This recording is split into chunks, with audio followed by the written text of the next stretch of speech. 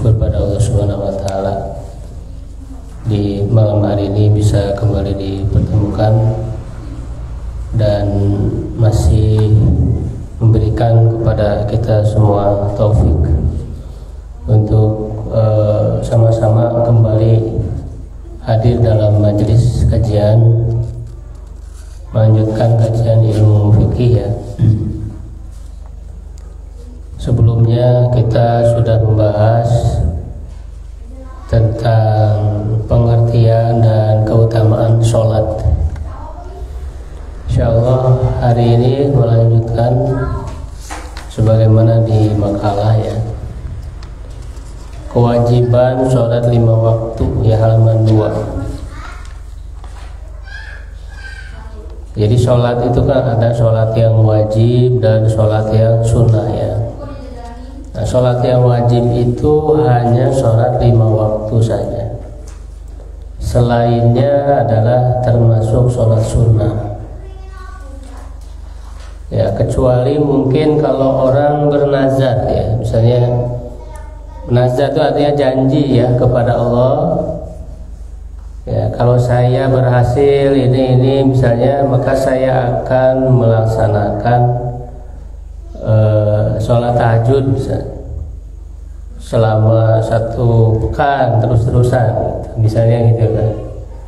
Nah, sholat tahajud itu kan sunnah, tapi karena bernazar ya, jadi berjanji kepada Allah untuk melaksanakannya ya dalam kondisi tertentu ketika mendapat keberhasilan misalnya. Nah, maka ketika dia mendapat keberhasilan itu, maka wajib memenuhi nazarnya.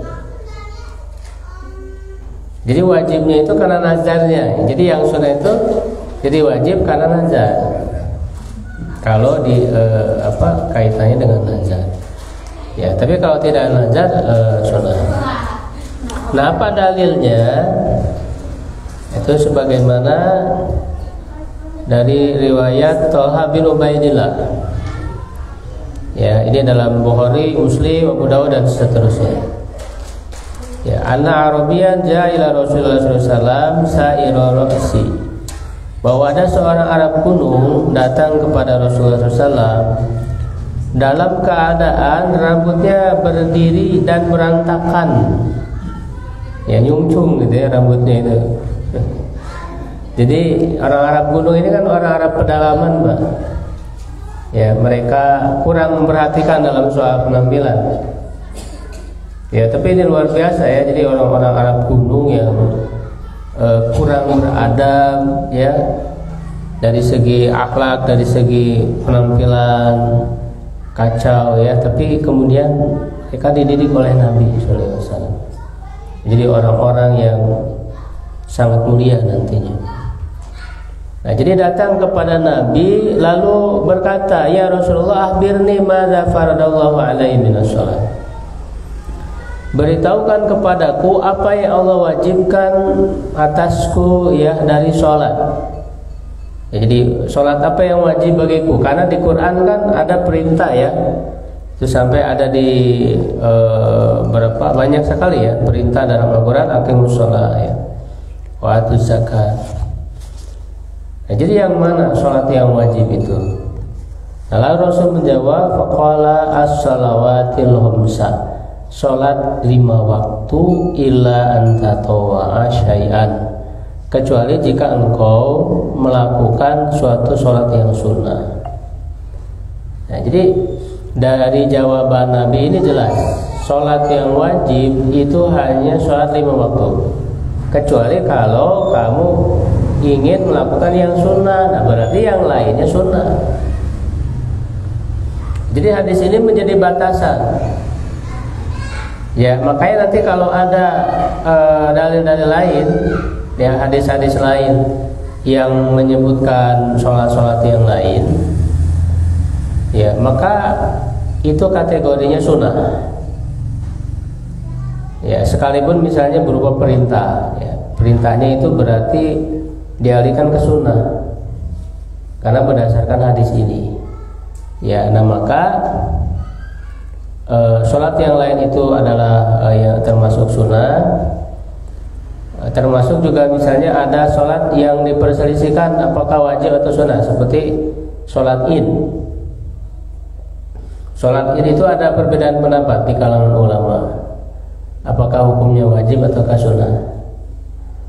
Nah, lebih kuatnya sunnah berdasarkan hadis ini. Ya, jadi yang kita lebih kuatkan pendapat ulama yang mengatakan sunnah. Ya, karena berdasarkan hadis ini patokannya. Walaupun tentu sunnahnya kan sunnah muakkadah ya.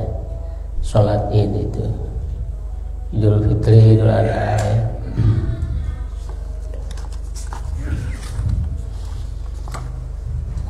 Nah itu ya.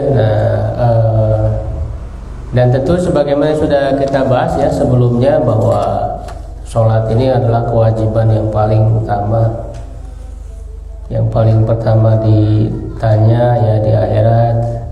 Nah, makanya yang meninggalkannya ya tentu adalah dosa yang besar. Ya, bahkan setelah syirik gitu ya. Dosa yang paling besar. Nah, jangan dianggap sepele meninggalkan sholat itu. Bahkan lebih besar daripada membunuh, mencuri ya. Karena kan orang menyangka yang disebut perbuatan jahat itu membunuh, mencuri gitu. Meninggalkan sholat dianggap remeh, dianggap enteng.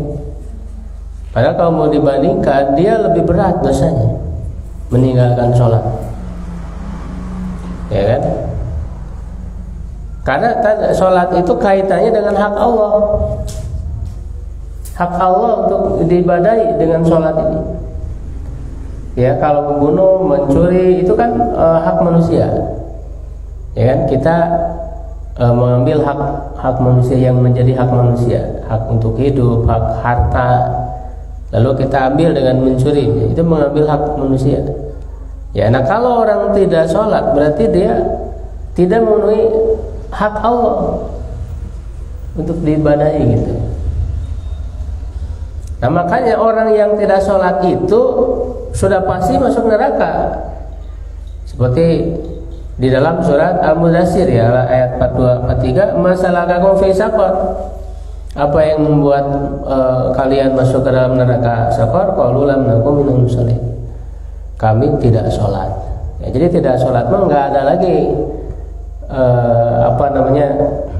akhirnya balasannya selain daripada masuk neraka. Tidak bisa dia dibantu dengan sedekah yang banyak ya, walaupun nyumbang dengan jumlah yang besar, nggak akan bisa membantu kalau orang tidak sholat.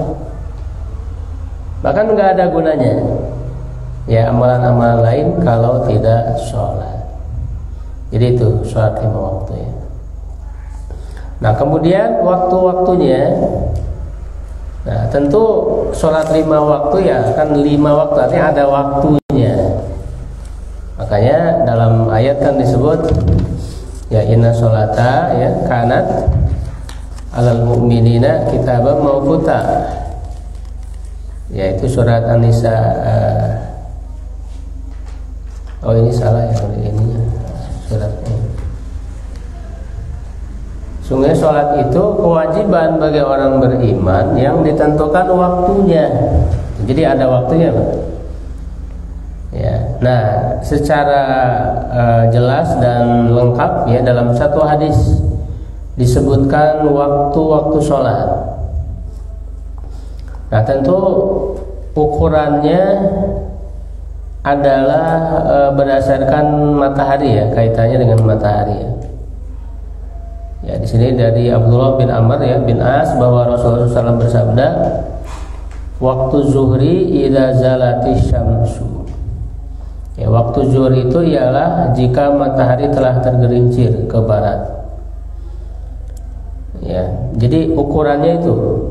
Nah, kalau sekarang kan dihitung ya dengan ilmu falak atau ilmu astronomi. Ya, akhirnya dibuatlah jadwal waktu sholat ya dengan jam. Ya, itu untuk mempermudah. Tapi secara asal itu kan ukurannya matahari. Ya. Jadi matahari itu awal waktu zuhur Jadi tidak tepat berada di tengah-tengah, tapi bergeser ke arah barat sedikit. Ya, justru kalau tepat lurus yang di atas, itu menjadi waktu yang dilarang sholat justru. Karena kan ada ya waktu-waktu dilarang sholat.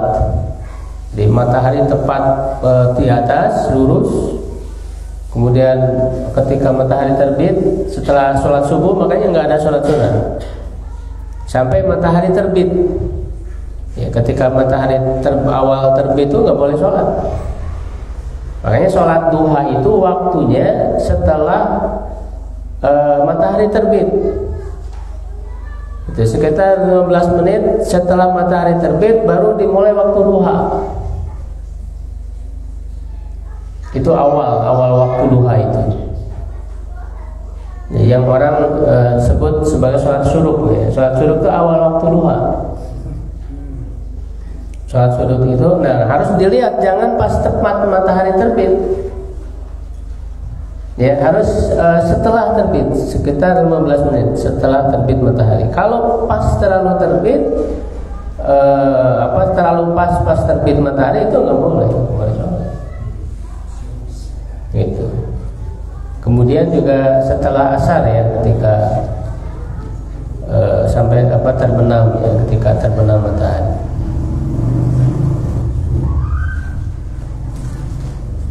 Itu waktu zuhur ya, wakana tiruzu katuli malam yang doril asar. Ya, dan bayangan seorang sama dengan tingginya ya selama waktu asar belum tiba.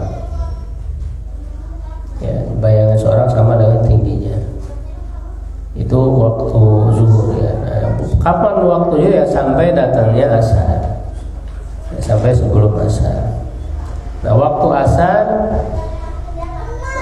selama matahari belum menguning.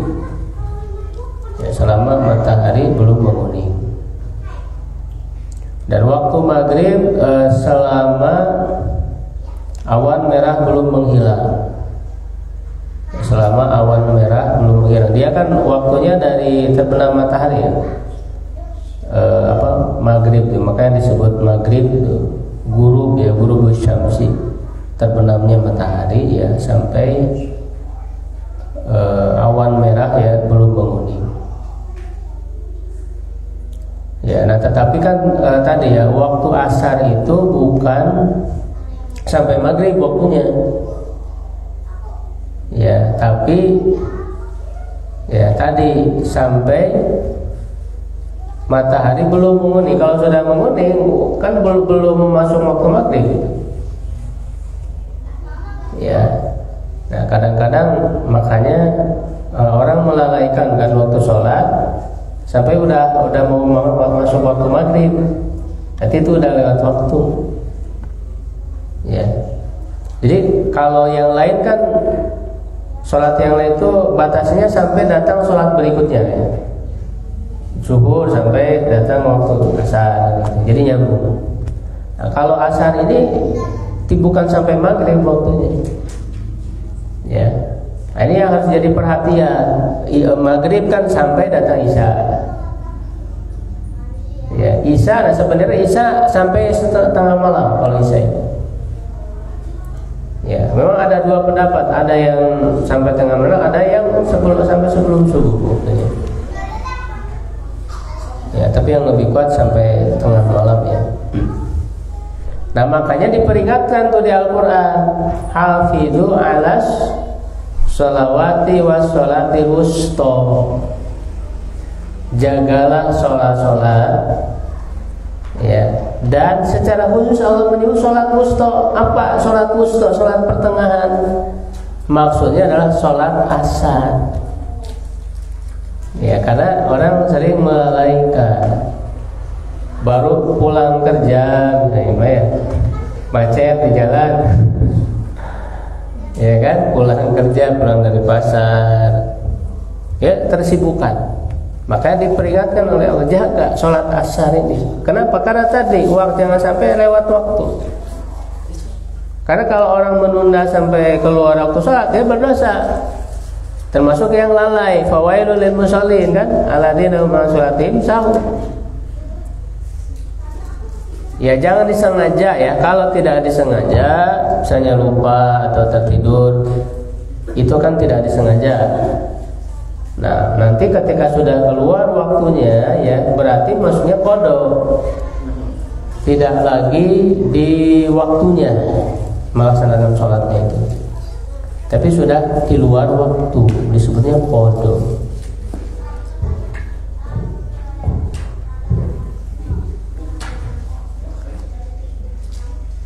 Nah, waktu sholatil isya ila nisfil lailil awsat. Waktu sholat isya hingga tengah malam. Nah, tengah malam itu ukurannya dari mana? Ya dari mulai waktu isya sampai subuh. Hitung tengah-tengahnya jam berapa. Nah, tengah malam itu kan enggak selalu jam 12 kan? Enggak selalu jam 12 tengah-tengah. Jadi harus dihitung antara waktu isya dengan waktu subuh. Kadang-kadang jam 11. Ya coba aja dihitung ya, waktu isyanya jam berapa, waktu subuh jam berapa. Nah tengah-tengahnya, nah itulah tengah malam gitu. Biasanya terkadang jam 11 gitu. Jadi jangan menyangka tengah malam itu pasti jam 12. Enggak selalu jam 12. Jadi ketika misalnya udah lewat nih tengah malam, berarti sudah keluar waktu isya, bukan lagi pada waktunya. Nah maka dia kalau sengaja bisa termasuk yang sahun tadi, lalai dalam melaksanakan sholat ya. Nah jadi waktu-waktu ini kan jadi batasan ya, ada awalnya ada akhirnya. Nah kita dibolehkan untuk melaksanakan sholat dari rentang waktu ini.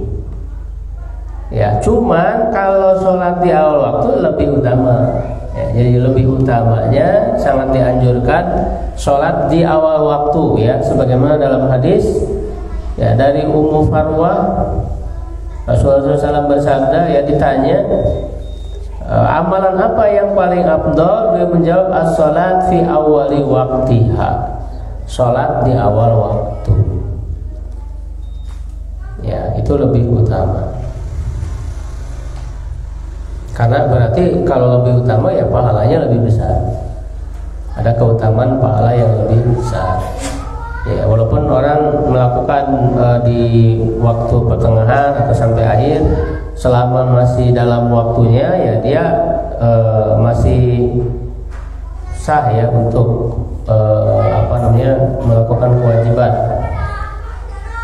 Cuman pahalanya tidak sebesar di awal waktu dan tentu lebih besar dengan cara berjamaah. Bahkan berjamaah ini kan sangat ditekankan kalau tidak ada uzur. Sholat berjamaah itu. Ya, makanya para ulama nanti berbeda pendapat hukum sholat berjamaah itu, ada yang mengatakan wajib, ada yang mengatakan sunnah muakkadah. Ya. Nah, kemudian juga yang perlu diperhatikan sebelum sholat, ya ini kan masih terkait dengan hal-hal yang sebelum pelaksanaan sholat ya, yaitu ada syariat azan dan iqamah. Ya ini jelas ya, syariatnya adalah perintah Nabi, fa idza hadaratis shalah falyu'adzin lakum ahadukum wal ya'ummakum akbarukum. Apabila telah tiba waktu salat, maka azanlah salah seorang dari kalian. Jadi ada perintah untuk melaksanakan azan. Ya, nah azan ini tentu khusus untuk sholat 5 waktu tadi. Kalau untuk sholat-sholat lain nggak ada azan. Jadi hanya untuk sholat 5 waktu saja. Ya, dan tentu yang azannya laki-laki ya. Kalau perempuan boleh nggak azan? Ya, itu kalau hanya di jamaah yang perempuan saja, ya imamnya pun perempuan, lalu misalnya ya jauh lah dari yang lain, ya dari masjid yang lain, jadi memang itu khusus, misalnya masjid itu perempuan semua, nah, itu boleh selama azannya tidak dikeraskan suaranya, tidak terdengar oleh laki-laki, jadi khusus terdengar oleh jamaah perempuan saja, nah, itu boleh ya azan perempuan. Jadi tidak ada disyariatkan perempuan azan di mic gitu ya, suaranya terdengar secara keras, itu enggak ada. Ya, karena syariat ini sudah diatur oleh Allah lah ya. Sudah diatur oleh Allah, bukan dengan pikiran atau perasaan manusia. Kadang ada orang yang mengada-ngada ya, dia mengusung yang namanya kesetaraan gender gitu. Ya, jadi kalau laki-laki aja ya harusnya perempuan juga boleh gitu. Itu kan pakai pikiran manusia yang sempit. Ya, Allah sudah mengatur syariat ini adalah syariat yang terbaik, ya, yang sesuai dengan fitrah manusia. Gitu ya. Karena kalau yang azan perempuan nanti jadi fitnah gitu. Ya kan? Bukannya mau ibadah akhirnya nanti. Gitu. Jadi ada unsur hawa nafsu dan sebagainya. Ya. Fitnah, karena perempuan itu fitnah terbesar bagi laki-laki kan, kata Rasulullah. Nah, jadi itu. Kemudian walaupun misalnya sudah agak lewat, kan azan tuh di awal waktu ya harusnya. Ketika waktu masuk azan. Tapi kalau misalnya agak terlewat, ya itu boleh ya. Apalagi misalnya di wilayah tersebut jarang yang azannya, cuman hanya satu.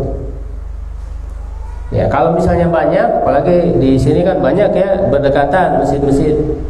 Kalau satu masjid terlewat misalnya, udah lewat waktunya, belum agak lewat ya boleh.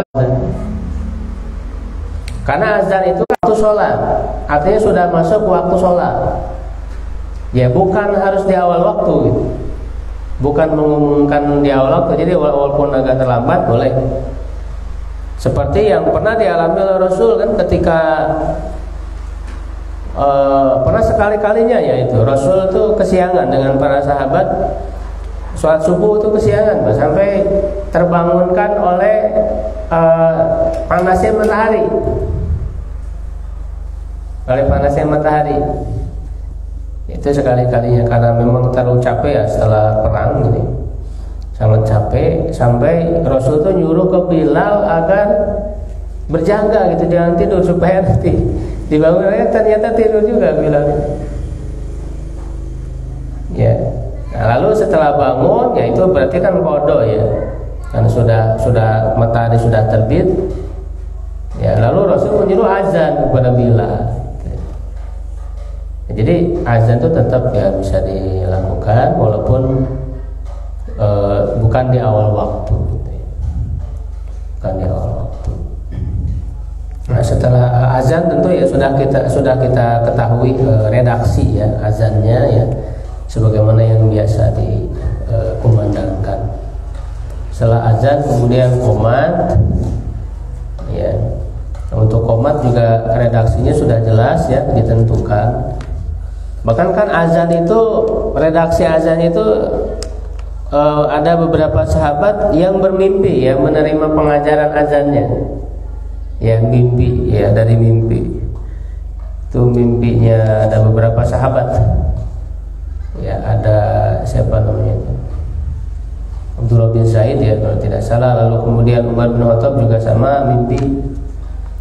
Ya, lalu kemudian nyuruh untuk ajarkan Bilal agar Bilal yang mengumandangkan azan. Ya, termasuk juga awalnya ada yang mengusulkan, kan ada beberapa usulan. Ada yang mengusulkan pakai trompet, ya, pakai lonceng untuk memberitahukan waktu sholat. Ada yang mengusulkan pakai api.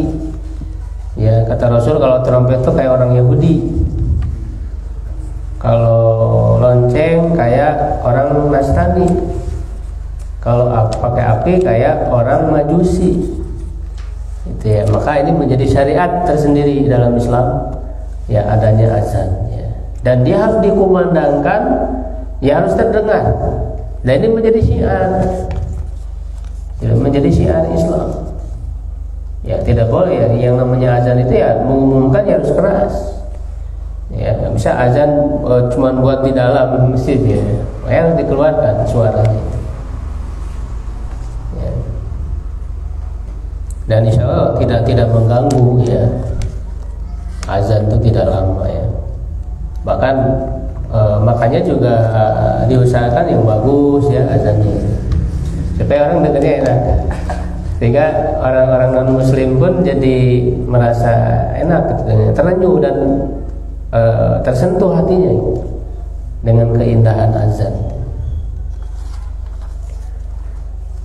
ya. Nah iqamah ya,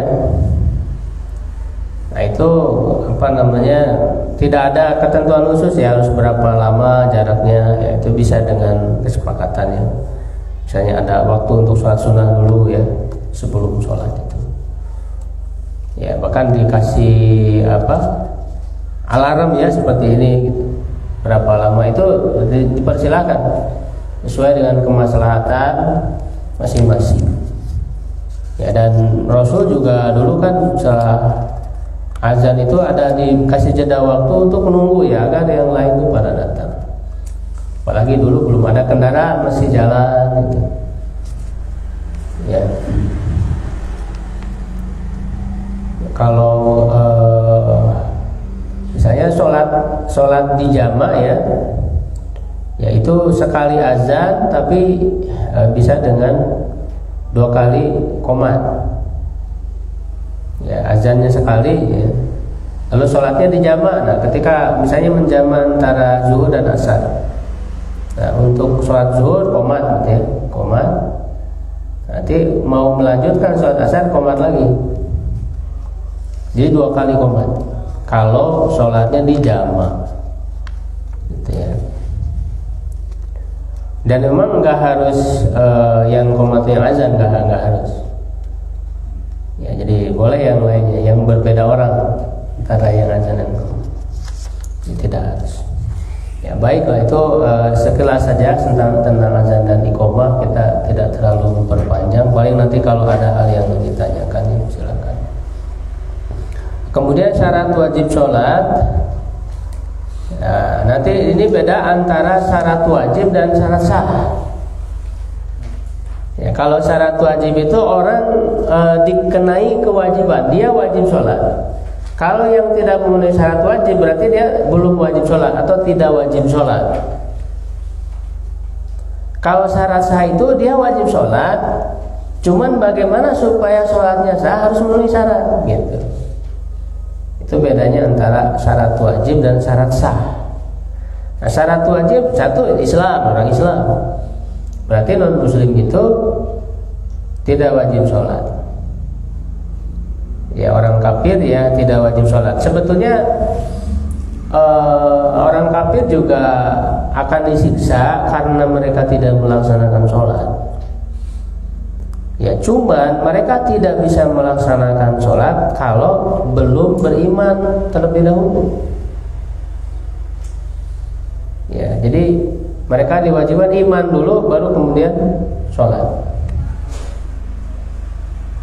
Jadi satu ya, orang Islam ya dia itu diwajibkan sholat.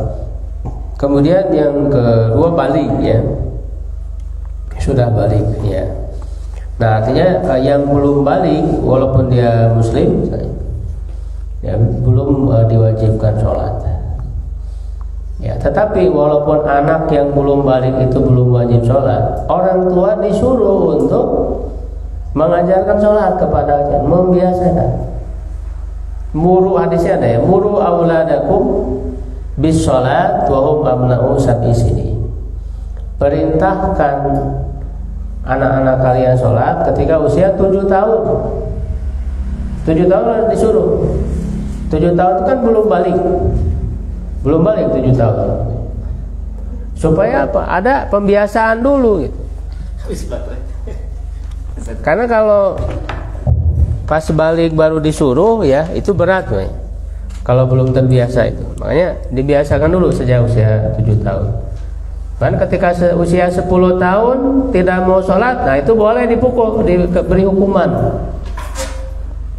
Dihukum pukul yang tidak menyakitkan, ya itu boleh. Nah, ciri balik di sini ada 4 ya. Keluar air mani ya, baik ketika tidur maupun bangun. Nah, ini yang disebut dengan ihtilam. Keluar air mani baik ketika bangun atau ketika tidur, itu menunjukkan dia balik ya. Yang kedua, tumbuh rambut kemaluan. Ya, tumbuh rambut kemaluan. Sebagaimana ada hadisnya ya. Jadi Rasul menghukum orang-orang Yahudi itu, Bani Quraisyah dulu yang memberontak, dihukum mati. Patokannya yang sudah tumbuh rambut kemaluannya dia dihukum mati. Artinya dia sudah balik, sudah mempertanggungjawabkan amalannya. Ya, yang ketiga mencapai usia 15 tahun. Yang keempat khusus untuk perempuan haid ya. Jadi itu ya bisa dibaca dalilnya ya. Mungkin kita kasih kesempatan ya untuk pertanyaan ya, silakan. Alhamdulillah, ada beberapa pertanyaan yang masuk di medsos tadi.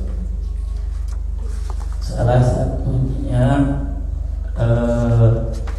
syarat nazar apa saja Ustaz yang wajib ditunaikan?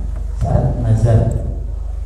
Kemudian yang keduanya, jika orang bangun jam 8 atau jam 9 pagi dan dia melewatkan waktu subuh, apakah dia wajib melakukan sholat subuh pada waktu bangunnya atau nunggu waktu qodok di waktu zuhur? Terus satu lagi, penambahan azan dengan kalimat Ali Waliullah seperti orang Syiah, apakah boleh atau haram? Iya, Ustaz. Sudah 3? Sudah. Yang pertama tadi yang nazar ya, tentu selama nazar itu tidak bertentangan dengan syariat Islam, ya tidak bertentangan dengan syariat Islam atau hal-hal yang haram dilakukan ya. Kalau nazarnya hal yang haram dilakukan ya maka tidak boleh dilakukan. Tidak boleh ada nazar dalam rangka bermaksiat kepada Allah, nggak boleh dilakukan. Termasuk misalnya orang tua yang berwasiat, ngasih wasiat sebelum meninggal untuk melaksanakan hal-hal, tapi wasiat ini bertentangan dengan syariat Islam, nggak boleh diamalkan, nggak boleh dilaksanakan. Misalnya ngasih wasiat harta untuk ahli waris, itu nggak boleh. Ya, la wasiata li warisin, tidak ada wasiat harta untuk ahli waris. Kalau ahli waris sudah dapat bagian dari warisan, jangan lagi kasih wasiat harta. Nah, ketika misalnya orang tua berwasiat, nggak boleh ditunaikan wasiatnya karena bertentangan dengan syariat. Jadi itu syaratnya ya. Kemudian apa yang kedua? Yang kedua, syarat nazar apa saja? Udah tadi ya, syarat itu yang paling inti lah ya. Jika orang bangun jam 8 tadi. Oh iya, kesiangan subuh ya tentu pada saat itu, pada saat bangun, karena kan hadisnya manasya ya, siapa yang lupa sholat ya atau tertidur, maka penggantinya adalah pada saat dia ingat, pada saat dia bangun. Jadi nggak ada harus nunggu waktu zuhur, nggak. Justru pada saat dia bangun langsung sholat subuh. Itu namanya qodok. Qodok itu, ini juga salah memahami mana qodok. Ya, jadi dia memahami qodok itu berarti kalau udah masuk sholat berikutnya, tidak. Qodok itu artinya ketika sudah lewat waktunya. Waktu subuh sampai terbit matahari, bukan sampai zuhur. Ya, waktu subuh kan sampai terbit matahari. Ketika sudah terbit matahari, udah selesai waktu subuh.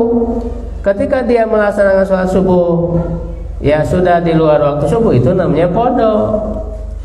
Jadi qodok itu bukan melaksanakan di sholat yang lain, bukan. Itu salah memahami arti qodok. Ya. Jadi itu hadisnya kan jelas. Siapa yang lupa ataupun tertidur ya dari melaksanakan sholat, maka gantinya adalah ketika dia ingat atau ketika dia bangun. Tetap wajib sholat, nggak boleh ditinggalkan.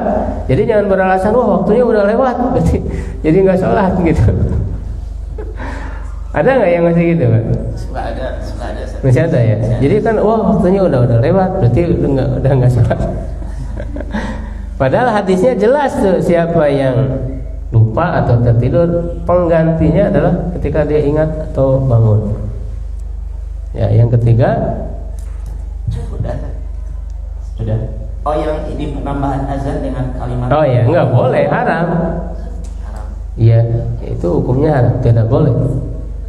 Ya, melanggar syariat. Itu orang Syiah ya, ada nambah-nambahnya. Ya, ataupun yang lainnya nggak boleh, karena azan itu adalah bagian dari syariat yang ditentukan. Ya, ta'abudi, ibadah dengan redaksi-redaksi yang sudah ditentukan, nggak boleh ditambah-tambah. Ya, nggak boleh ditambah-tambah. Termasuk juga misalnya nggak boleh nambah pakai sayyidina misalnya. Asyhadu anna sayyidana, nggak boleh. Ya tetap asyhadu anna Muhammad aja, nggak usah pakai sayyidina dalam azan. Jadi redaksi-redaksi yang merupakan ritual ibadah harus apa adanya, nggak boleh ditambah-tambah. Termasuk dalam doa-doa sholat. Ya kan? Dalam sholawat Rasul mengajarkan Allahumma sholli ala Muhammad, nggak usah pakai sayyidina. Itu jadi ukurannya bukan pakai perasaan. Masa nyebut Nabi Muhammad aja gitu, nggak pakai sayyidina ya, tuan gitu, nyonya ya kalau perempuan kan gitu. Jadi ukurannya bukan perasaan, ta'abudi itu. Apa yang diajarkannya begitu ya sudah, apa adanya. Ya, kalau yang nambah sayyidina tadi dalam sholawat, kenapa dalam azan tidak ditambah gitu? Kenapa dalam azan tidak? Dia lebih terdengar lagi secara luas. Kalau baca dalam sholat kan tidak dikeraskan, tidak terdengar, hanya dalam hati. Kalau ini terdengar kemana-mana, ya kan? Asyhadu anna Muhammadan, nggak sayyidana Muhammadan kan? Apakah itu tidak sopan pada Nabi Muhammad? Jadi yang namanya redaksi dalam ibadah itu apa adanya, jangan diukur pakai perasaan dan pikiran manusia. Ya, apa adanya. Tentu nyebut Allah aja secara langsung kan. Dalam hal ibadah itu, redaksi ibadah itu. Ya. Jadi nggak boleh ditambah-tambahin. Baik, masih ada waktu ya, silakan. Belum itu lebih. Ya. Ada titipan pertanyaan terkait dengan sholat tasbih. Katanya sholat tasbih ini wajib meskipun satu kali seumur hidup. Nah, hadisnya dhaif. Ya, hadisnya dhaif sehingga tidak bisa dijadikan dalil syariat adanya sholat tasbih. Ya, kalau mau nanya tahu kedaifannya nanti bisa dibaca penjelasan. Di antaranya Ustaz Aceh kan dalam buku Al-Hidayah itu beliau sudah membahas kedaifan hadis tentang sholat tasbih. Ya, yang punya buku Al-Hidayah Ustaz Aceh itu dibahas tentang dhaifnya tentang hadis sholat tasbih, ya, hadis sholat tasbih itu. Jadi nggak ada, tidak bisa dijadikan syariat. Ya, itu tentang sholat tasbih. Ya, silakan Pak. Ini kaitannya dengan ini Ustaz. Tadi Ustaz menyampaikan bahwa sholat wanita kemudian iqamah buat perempuan juga hanya terdengar dengan hanya kelompok perempuannya saja. Iya, betul. Nah, ini kaitannya ketika memang maaf Ustaz, ini belajar tahsin. Kemudian ibu-ibu. Oh iya. Apakah memang boleh menggunakan speaker Ustaz? Oh iya, betul. Itu yang pertama. Oh iya. Terus yang keduanya kaitannya dengan koma juga pernah beberapa kali saya langsung iqamah.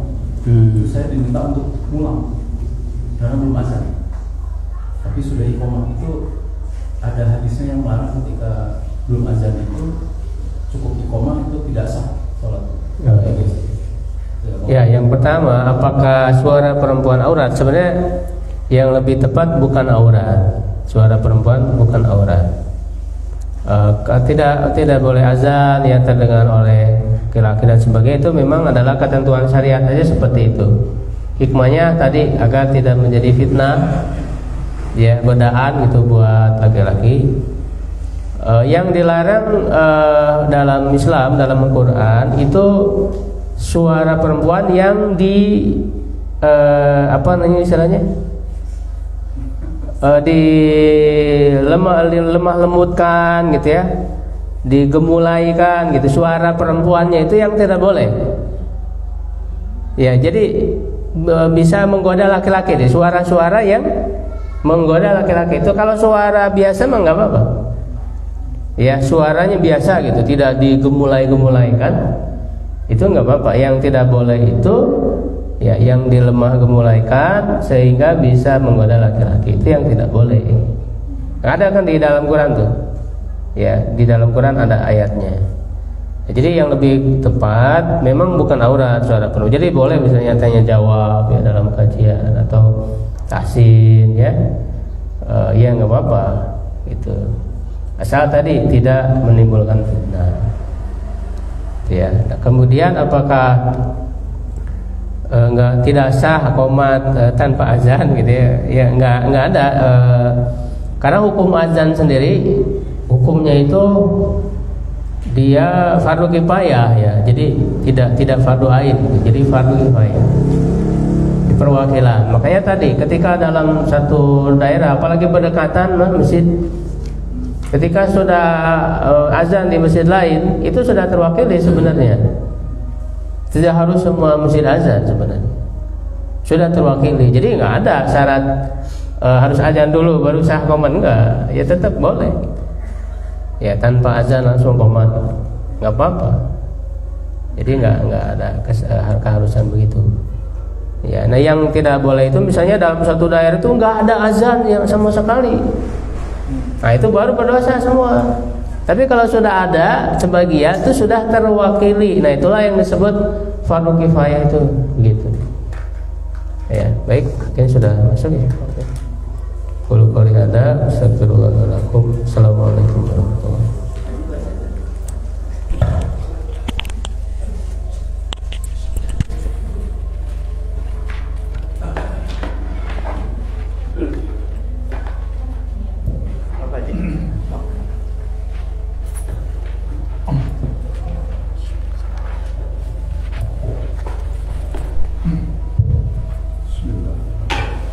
Allah